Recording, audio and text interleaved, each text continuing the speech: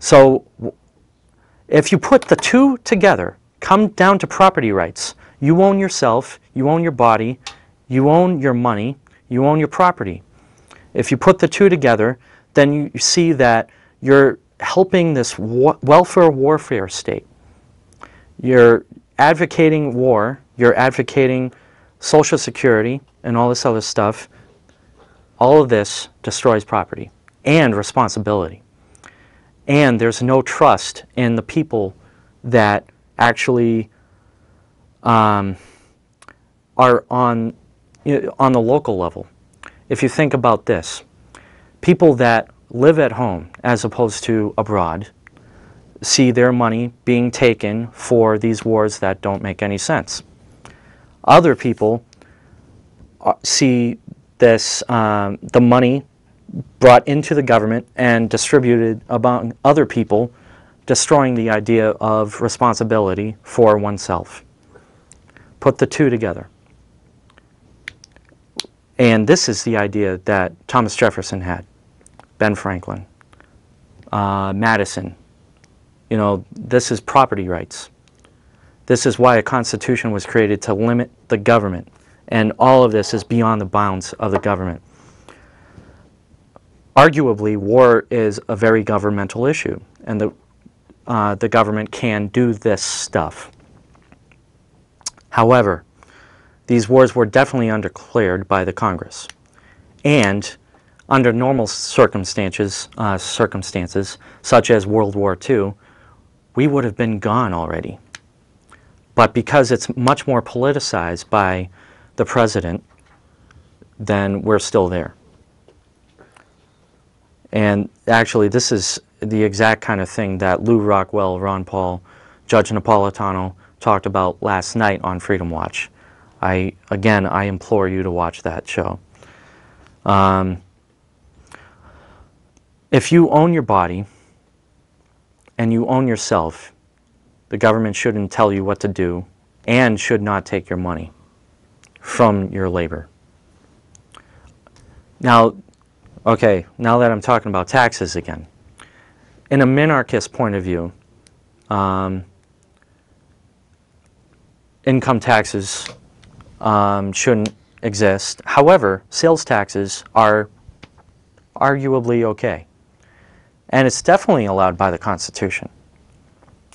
And imposts, you know, tariffs. These are allowed by the government or by the Constitution as well.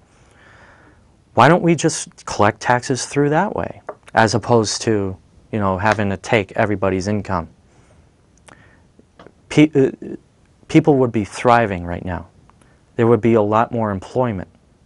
There would be a lot more happiness in the country right now. But this kind of thing is the exact reason why I made this show.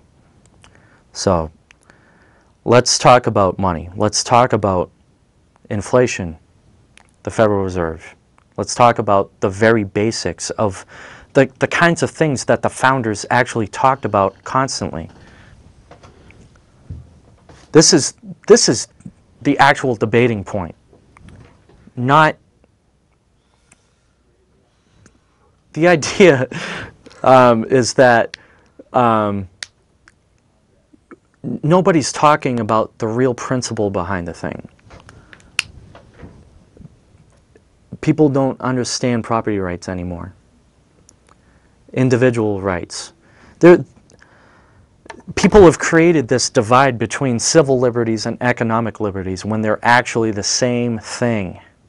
It's actually the same thing.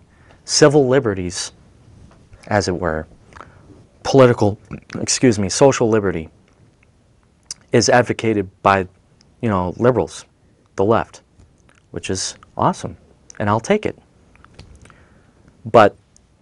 And the conservatives will advocate economic rights.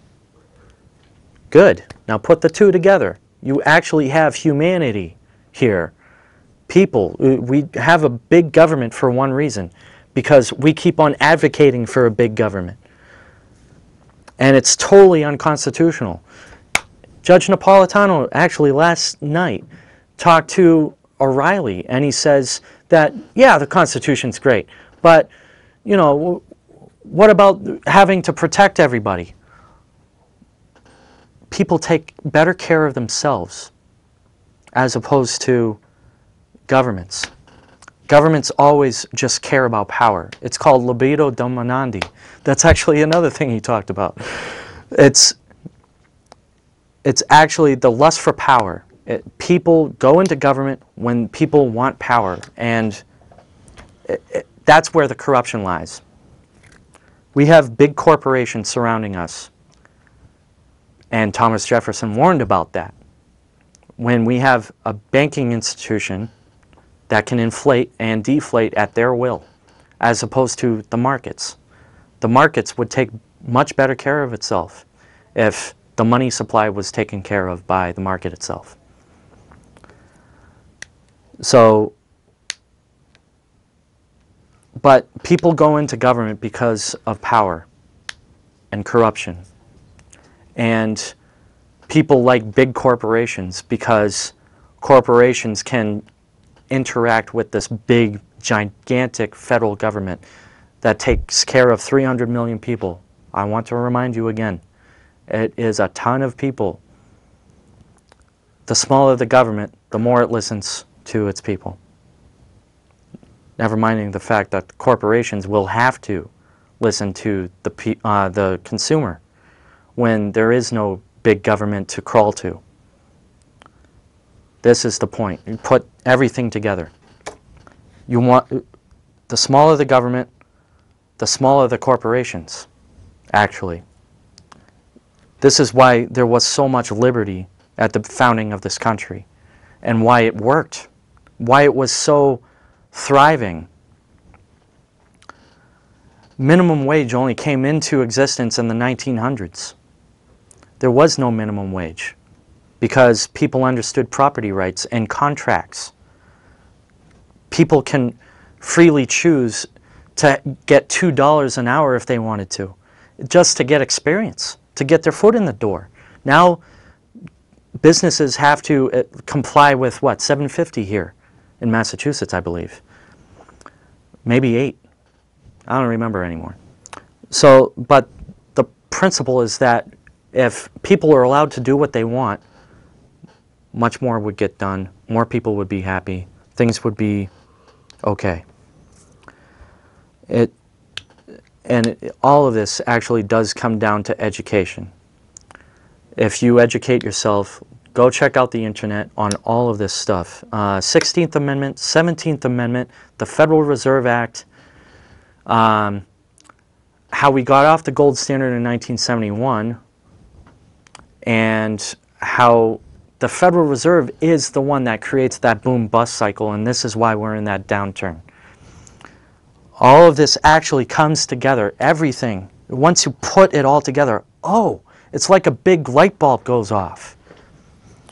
So, because of this education, we want to advocate the idea that just drop off school supplies here at Danvers TV, 10 School Street, go check it out. Drop it off. We're going to have this going for a month. And, you know, the more supplies we can get, the better educated our kids will be. You know what I mean? And that is key. Education is key about all of this. So I implore you, definitely help me out here. So, yeah, enough of that. But someone that hasn't been here for a long time, Ryan. What's your last name, Ryan? Dalton. Ryan Dalton, that's right. Ryan Dalton, he says he went to Gettysburg and got this little history book about the Constitution, Common Sense by Thomas Paine. He has a book on the Articles of Confederation. He has all of the history packed into one book. Awesome.